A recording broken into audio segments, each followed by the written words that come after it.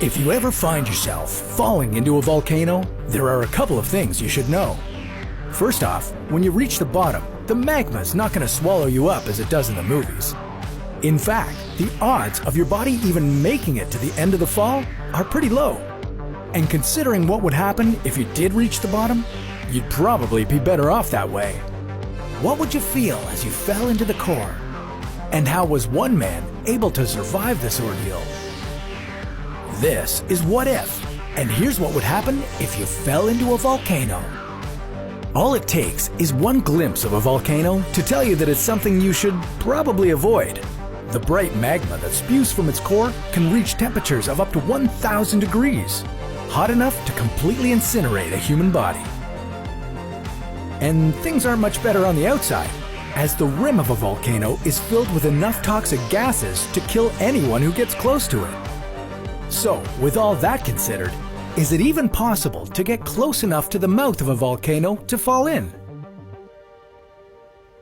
There aren't many scenarios that could lead you to tumbling inside a volcano, but that doesn't mean it's impossible. For instance, let's say you're out with a hiking group, approaching the peak of a volcano. As you get closer, you start to feel really hot and woozy. You think you might just be getting exhausted, but no, you're actually dying. You see, at the rim of a volcano, temperatures would be hitting 500 degrees.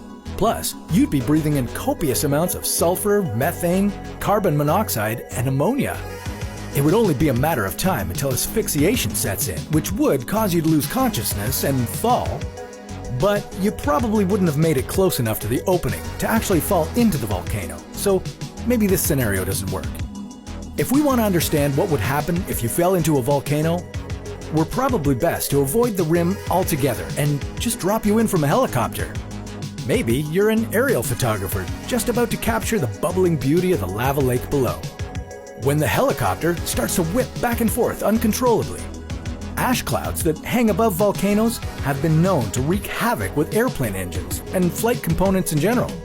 And in the ensuing chaos, you could get thrown from the chopper. The fall itself isn't going to last long for you, because within seconds you'll probably have passed out from lack of oxygen and ignited into flames from the radiant heat.